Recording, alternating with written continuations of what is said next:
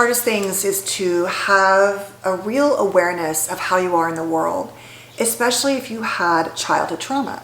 Because so much of how we engage is really about our survival strategies. They're often defense mechanisms that we employ as we grow up to protect us from pain, from hurt, from loss, from our own grief, from our own feelings. And oftentimes we're doing things that we just don't even realize that we're doing. And it can be really off-putting to people. It can push people, feel like we're pushing them away from us, and yet we can feel like we don't want that. And what I've noticed is that many times we don't know that we're doing it. And I had an experience once with one of my kids' mom's friends who just was the most negative person that I've ever met, every single time. And seemingly had a lot of beautiful things in their life that I would have liked to have had, at least on the surface, right? A partner, an involved partner as a co-parent, lots of financial security, beautiful children, a great life. I think my kids are beautiful, but the point was, it just was always read the room. Why are you always complaining and negative? And I think that they thought it was a way to connect and bond. And I've talked about negativity being a glue for many of us, with our parents, with ourselves. And because we're all wired to be more negative and complain, it's a natural thing to do. But for example, I don't think this person realized, and I have to assume it was in part from their childhood, that it pushed me away. There were qualities in this person that I liked, but it was just so much that they were doing every single time that was triggering, not just for me, but I think for most people. So I thought of this person when I was making this list, but I also thought of my patients and my own experiences. And of course I did, a little more research around complex trauma. But these are 6 behaviors that those who may have complex PTSD, especially in childhood, that they may be engaging in, that may be actually doing the opposite of creating connection, but pushing people away. Number 1, like I said, being overly negative and using complaining as a glue. So it's an easy shortcut for many of us. We know, the weather sucks today. I hate this event. Why do they have so much homework? Whatever it is, I hate my job. And there's a place for that. But if you do that again and again and again, and that is your major way you try to connect with people or have conversation, it can be very off-putting. And it's not that you have to be full of toxic positivity, but if that's your main way of engaging is being overly negative and complaining, and even if in your close friendships that's the glue, what I found is that it's great when you're in a bad headspace to have a negative friend because they're in it with you. But the minute your life gets better and you're in a good place, you think, I don't really want to call them because they're just going to be in a negative headspace. And I'm going to talk about all my negative stuff. So that's number 1. Number 2, over meaning making and responding when it's not clear.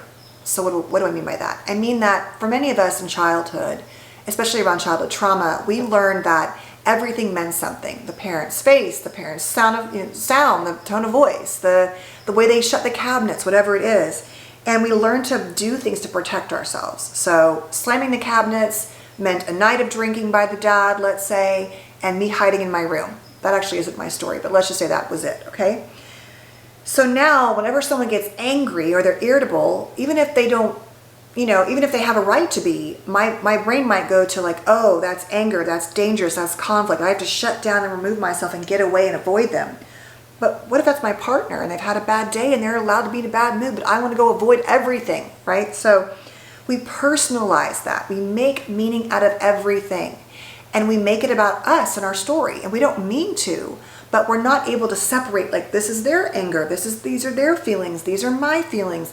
Everything means something. Or maybe you're super detective. So I've had a lot of clients with parents who betrayed them or betrayed their partners. And these clients will go into relationships always believing that everything means their partner is going to cheat on them, leave them, abandon them. And of course, I get why, it makes sense. But they end up often recreating the loss because they're overly focused on the partner's use of their cell phone, their Instagram account. And maybe they have a good reason to be. I'm not also saying that sometimes that does mean something, because it often does. The easiest way to cheat is using your phone, right? So it's not just the phone, but it's everything means something. oh, you slammed the cabinet, you're mad at me. It's like, no, I'm not mad at you. I didn't mean to slam the cabinet. Everything becomes often about what we're going to lose, who's going to hurt us, what we did wrong, how we're in trouble. And then that affects how we respond. So now I'm being, let's say, cranky back, or I'm giving you the silent treatment because I thought you slammed the cabinet, because I thought you were mad at me, but you're not. Or I've discussed a lot my kids, going through the teenage years, and all of us being kind of introverted and a little bit moody at times. The energy of their moods is really dysregulating for me. And so I have to really work at, that's their feelings. They're not yours. They don't belong to you, all of that. Because it's in my home, there were a lot of feelings, and the feelings were a lot of anger at a lot of times. And so that my nervous system goes into fight or flight. Number 3, seeing others as proxies for your parents. So here's an example. When you have unsafe parents on some level emotionally, or whatever it is, or one safe and less safe kind of parent, you end up basically projecting everything about everyone, and it often goes back to your own childhood. So if I have, let's say, a difficult coworker, or a difficult, let's say it's my ex-partner's partner, and they're doing some stuff, they're accusing me of things, they're saying hurtful things, they're lying about me, it's really easy for me to want to respond to them like my parents. So I don't see psychologically the separation, right? So it's like, that can be really triggering, because anytime someone does something that feels like how we were treated in childhood, our brains go back to childhood, and that person becomes a stand-in or proxy or replacement for our parents. So instead of saying, oh no, that person has these difficulties, that person is just projecting and acting out, that person is, has their own struggles, we make it about ourselves. And it's like, oh, what did I do wrong? Why do they hate me? What do I need to change? And it's like, no, that's not really about you. Number 4, your perfectionism. Being overly focused on getting it right. Being what I've called a corrector, and trying to always let everyone else know whether, oh, actually that's not the right word usage, or, let me show you how to load the dishwasher perfectly. Don't get me started on that one. I know you all have your feelings about that one. But you know what I mean? It's like, I had a kid, and he's obviously, it's funny, he's one of my most driven kids, but he was a corrector from childhood. And he would always say things like, well, actually, and he would correct. And it would be the littlest thing or the biggest thing.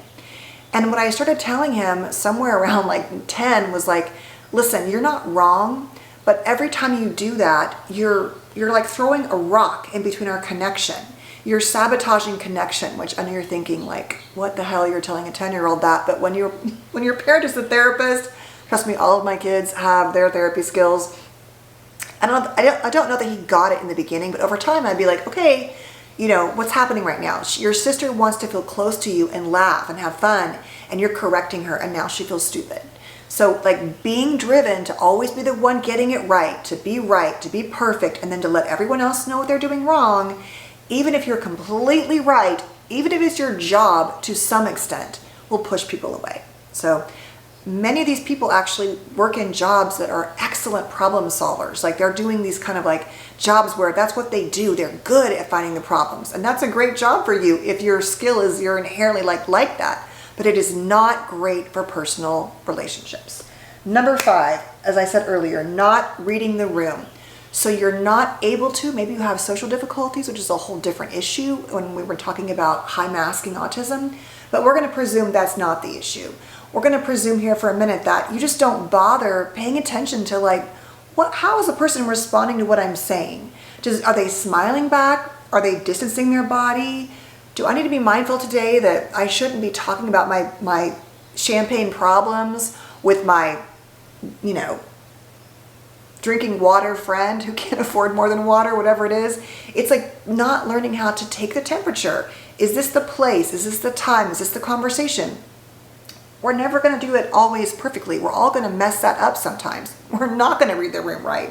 But when you do it again and again and again, maybe you're in like a dissociation, maybe you're in a fog, maybe you just don't have good self-awareness, and those are things you want to work on. But when you do that, it pushes people away. And lastly, overly fawning, being like over the top fake, overly gregarious, just, oh, that's so great, and tell me about yourself, and just or just how can I help you, like to the point where you might be the most amazing person, but it can get read as inauthentic, as fake. And like, once again, going back to your social difficulties, there may be a reason for this, but I'm really talking more about childhood, where you learned in your complex PTSD childhood that it's never about you, to stuff your feelings, and it helps you hide your feelings. And so you show up always making it about everyone else and not bringing enough of yourself into the room. And over time, people don't get to know you because they think, well, you never talk about yourself, you never share stories. I've talked about this, me hating like small talk, but like, how could I be in a friend group for 10 years and we never get past how the kids are doing? Like, it's like there were so many defense mechanisms in these people, and I couldn't break them, and I wasn't trying to, but it made me just be like, and I ended up pulling myself away more and more, and I think it got perceived as me being the a-hole, which I certainly may have been. But the point was, like, I felt like they were showing up with their, I'm not talking about ASD mask, but we all have a mask. We all wear some version of ourselves. It's not the full version, of course. But it was like so much masking. And if the masking is about fawning, which also, by the way, is very highly tied to high masking in ASD and autism, it's just like you're rotating around everyone else and you're never showing up as your real self. And over time, people read that. And it's hard to get close to somebody who doesn't engage in emotional and relational and physical or mental reciprocity. So those are 6 PTSD behaviors that I think often push people away that you may not be aware of. And there's probably great reasons why we develop these skills, right? Fawning kept us safe. Making meaning kept us safe. Trying to, maybe correct things because everything felt chaotic in your home and you were just trying to feel in control. That kept you safe. Being, negative was a way to bond with your parent, perhaps. Maybe you were their best friend, their therapist, you were parentified or enmeshed. And so them complaining and you complaining back was a way to be close. But it's just that the problem is these do truly sabotage real, reciprocal, loving, safe connections over time. So if you want to add some more in the comments, please feel free to do that. If you're like, oh yeah, I can see myself in these.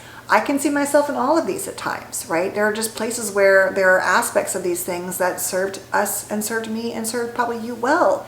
It's just that our increasing mindfulness and awareness can really change how people want to engage with us. So I hope that was helpful. I know it's kind of hard to hear, but I also think it's so important because I do think, going back to that person I, mentioned in the beginning, I think they had no idea. And I wasn't in a place where I could tell them that. It wasn't that kind of friendship, nor, would it ever really be. It'd be hard to say that. But it made me just like, oh God. And I think that they ended up reading it once again as me just intentionally avoiding them or not liking them. And I guess that's what I was doing over time. But then they don't know why. And so that's kind of the why I'm hoping that you'll find helpful. So lots of self-compassion if you do this, lots of grace for yourself, but also hopefully awareness. So thanks for being here. Please stay safe and well, and I'll see you soon.